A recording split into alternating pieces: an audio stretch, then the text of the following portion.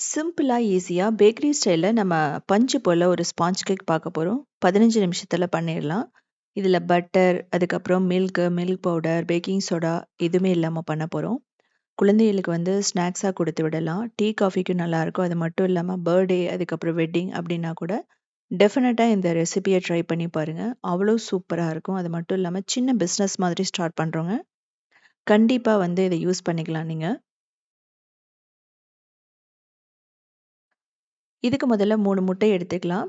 முட்டை பிடிக்காதவங்க தயிர் வந்து 1/4 கப் ஆட் பண்ணிக்கோங்க. புளிக்காத தயிரா இருக்கணும்.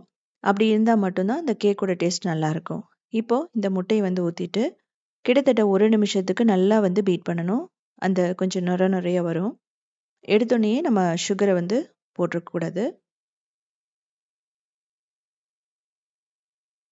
இப்போ ஒரு 1/4 கப் பவுடர் சுகர் போட்டுக்கலாம். பவுடர் சுகர் போட்டு 8 நிமிஷம் மீடியம் டூ ஹைல வச்சுட்டு நீங்க நல்லா வந்து மிக்ஸ் பண்ணணும். இன்கேஸ் உங்களுக்கு வந்து எலக்ட்ரிக் பீட்டர் இல்ல அப்படின்னா, நார்மலான விஸ்க்ல கூட நீங்க பண்ணலாம்.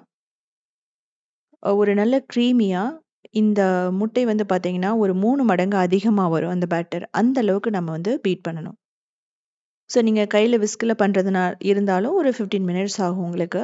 இந்த மாதிரி இந்த ஷைனிங்கா வரதுக்கு. ஸோ இந்த மாதிரி வந்ததுனா மட்டும் தான் உங்களுக்கு அந்த கேக் வந்து பெர்ஃபெக்ட்டா ஸ்பாஞ்சினஸோட வரும். இல்ல அப்படின்னா சொத சொதன்னு ஆயிடும். ஸோ இதெல்லாமே வந்து நீங்க பார்த்துக்கணும். இப்போ இதில மாவு வந்து பார்த்தீங்க அப்படின்னா, சின்ன கப்ல 1 கப் அதாவது 1/3 கப்ல நான் 1 கப் போட்டிருக்கேன். அதுக்கப்புறம் பேக்கிங் பவுடர், கார்ன்ஃப்ளவர் வந்து 2 டேபிள் ஸ்பூன் போட்டிருக்கேன். நல்ல ஒரு பஞ்சு போல அந்த கேக் ஜெல் எப்படி பண்ணுமோ, அதே அ இத வந்து இந்த கார்ன்ஃப்ளவர் பண்ணும். அதனால தான் நான் ஆட் பண்ணியிருக்கேன். இல்லன்னா கூட நீங்க ஸ்கிப் பண்ணிக்கலாம். இப்போ மாவு வந்து கொஞ்சம் கொஞ்சமா போட்டுட்டு நம்ம மிக்ஸ் பண்ணணும். ஸோ இது நான் சொல்றது பிகினர்ஸ்க்காக. எக்ஸ்பீரியன்ஸா இருந்தீங்க அப்படின்னா, இந்த ஸ்டெப் எல்லாம் ஸ்கிப் பண்ணிடலாம். இப்போ அந்த ஒயிட் கலர் மாவு வந்து மறைய வரைக்கும் நம்ம மிக்ஸ் பண்ணணும். அதே சமயம் ஓவர் பீட் பண்ணீங்க அப்படின்னா, அந்த மாவு வந்து அ அதனோட பபிள்ஸ் எல்லாம் வந்து அப்படியே அமுங்க ஆரம்பிச்சிடும். ஸோ பாருங்க. ஸோ செகண்ட் டைம் வந்து நம்ம நல்லா சலிச்சு போட்டுட்டு திரும்ப மிக்ஸ் பண்ணணும். இதில மைதா பிடிக்காதவங்க, நீங்க கோதுமை மாவு வந்து யூஸ் பண்ணிக்கலாம். கோதுமை மாவு அப்படிங்கும்போது சேம் அளவுகளோட யூஸ் பண்ணுங்க. இதுலயே சாக்லேட், காஃபி ஃப்ளேவர்லயும் நான் வந்து வீடியோ போட்டிருக்கேன். ஸோ இப்போ நம்ம கடைசியா இருக்கிற மாவையும் ஃபுல்லா சலிச்சு விட்டுட்டு மிக்ஸ் பண்ண வேண்டியது தான். ஸோ முதல்ல வந்து விஸ்க்ல வந்து ஜென்டிலா மிக்ஸ் பண்ணிட்டு, அதுக்கப்புறம் நீங்க கரண்டிய வச்சு கூட மிக்ஸ் பண்ணலாம். ஸோ மெயினா அந்த வர மாவு வந்து தெரியக்கூடாது. இப்போ 3 டேபிள் ஸ்பூன் ஆயில் இல்லன்னா பட்டர் இல்லன்னா பால். எது வேணாலும் நீங்க யூஸ் பண்ணலாம். ஆயில் அப்படிங்கிறது வந்து சன்ஃப்ளவர் ஆயிலா மட்டும் தான் இருக்கணும். ஃப்ளேவரா இருக்கிற ஆயில் வந்து யூஸ் பண்ணீங்கன்னா, கேக் வந்து ஸ்பாயில் ஆயிடும். டேஸ்ட் டோட்டலாவே மாறிடும். அதனால கடலெண்ணெய், நல்லெண்ணெய், தேங்காய் எண்ணெய், ஆலிவ் ஆயில் இது எதுவுமே நீங்க யூஸ் பண்ணக்கூடாது. ஸோ உங்களுக்கு பாருங்க, இந்த ஆயில் ஊத்திட்டும் நல்லா மிக்ஸ் பண்ணணும். இல்லன்னா கேக் செய்யும்போது ஆயில் வந்து அடியில தங்கிடும். அதையும் நீங்க பார்த்துக்கணும். ஸோ இப்ப பார்த்தீங்க அப்படின்னா, அந்த மாவு நல்லா ஸ்மூத்தா வந்துருச்சு. இதுக்கப்புறம் பேக்கிங் ட்ரேல வந்து நம்ம ஊத்திடுவோம். ஸோ ரவுண்ட் டின்னா இருக்கட்டும், ஸ்கொயர் எதுல வேணாலும் நீங்க ஊத்தலாம். இது வந்து அவன், அதுக்கப்புறம் பிரஷர் குக்கர், கடாய், ஓடிஜி எதுல வேணாலும் நீங்க பண்ணலாம். அவன், பிரஷர் குக்கர் அப்படின்னா 250 டிகிரில வந்து நீங்க 10 மினிட்ஸ் ப்ரீஹீட் பண்ணணும். ஓடிஜியா இருந்தா ஃபர்ஸ்ட் டோஸ்ட் மோட்ல வச்சுட்டு, அதுக்கப்புறம் பேக்கிங் மோட்ல மாத்தணும். ஸோ இப்ப பாருங்க, இதுல பபிள்ஸ் இருந்ததுன்னா நம்ம எடுத்து விட்டுலாம். இதுல வந்து கொஞ்சம் டூத் பிக் வச்சு பண்ணீங்க அப்படின்னா, ரொம்ப பபிள்ஸ் எல்லாம் ஃபார்ம் ஆகாது.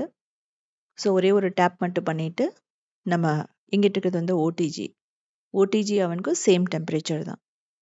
கடாய் ப்ரெஷர் குக்கர்னா 5 நிமிஷம் மீடியம் ஃப்ளேமில் ப்ரீ ஹீட் பண்ணிவிட்டு ஒரு 30 மினிட்ஸ் லோ மீடியம் ஃப்ளேமில் பேக் பண்ணிங்கன்னா அதுவுமே பர்ஃபெக்டாக ரெடி ஆகிடும்.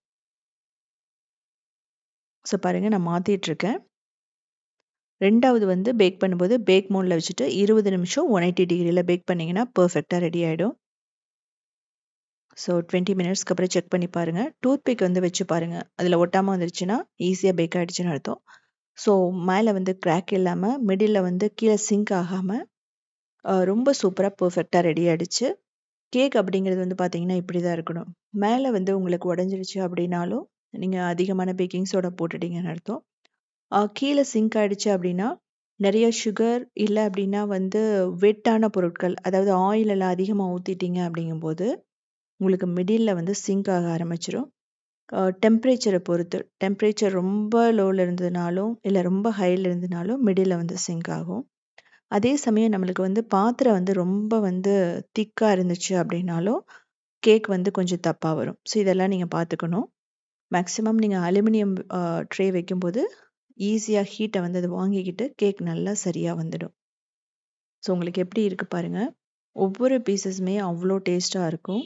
இதுல சுகர் வந்து நான் மீடியமா தான் போட்டிருக்கேன். கொஞ்சம் எக்ஸ்ட்ரா வேணாலும் நீங்க போட்டுக்கலாம். ஸோ பேக்கரியில வந்து இதே அளவு தான் பண்ணுவாங்க. ஸோ பாருங்க, எல்லாமே வந்து ரொம்ப சூப்பரா இருக்கு. கீழயும் சரி, அதே சமயம் மிடில்லயும் சரி, நல்லா பஞ்சு போல இருக்கும். ஒரு கிளவுட் கேக் மாதிரி இருக்கும் உங்களுக்கு.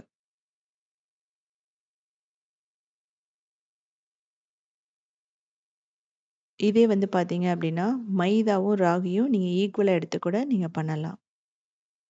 எக் இல்லாம பண்ணும்போதும் இதே மாதிரி தான் வரும். பட் டேஸ்ட் மட்டும் வந்து கொஞ்சம் மாறும் அவ்வளோதான். நான் சொன்ன மாதிரி எசன்ஸ் எல்லாம் போட்டீங்க அப்படின்னா, பேக்கரியில பண்ற மாதிரியே இருக்கும். ஆர்ட்டிஃபிஷியலா நான் எல்லோ கலர் எல்லாம் ஆட் பண்ணல. நீங்க தேவைப்பட்டா போட்டுக்கலாம். ஸோ இது பால்ல டிப் பண்ணி சாப்பிடுறதுக்கும், ஜாம் வச்சு சாப்பிடலாம், ஃப்ராஸ்டிங் யூஸ் பண்ணி சாப்பிடலாம். எல்லாமே நல்லாயிருக்கும். சாக்லேட் சிரப்ப வந்து மேல ஊத்தி சாப்பிட்டாலுமே நல்லாயிருக்கும். இதே மாதிரி சிம்பிளான, யூனிக்கான ரெசிபீஸ் வேணும் அப்படின்னா, நீங்க கிரியேட்டிவ் வேர்ல்டு சேனல வந்து ஃபாலோ பண்ணலாம். கிட்டத்தட்ட 2000 ரெசிபீஸ் இருக்கு. எல்லாமே சிம்பிளான வெஜிடேரியன் ரெசிபீஸ் தான். கேக்குமே நெறைய போட்டிருக்கோம். கேக், குக்கீஸ் எல்லாமே ப்ரெஷர் குக்கர், கடாயிலயும் போட்டிருக்கோம். அது மட்டும் இல்லாம சவுத் இண்டியன் ஃபுட்ஸ் டாட் இன்ங்கிற வெப்சைட்ட 18 இயர்ஸ்க்கு மேல ரன் பண்ணிட்டுருக்கோம். அதுலயுமே 8000 ரெசிபீஸ் இருக்கு. அதுலயுமே எல்லாமே சிம்பிளான வெஜிடேரியன் ரெசிபீஸ் தான். ஸோ பார்த்துட்டு கமெண்ட் பண்ணுங்க.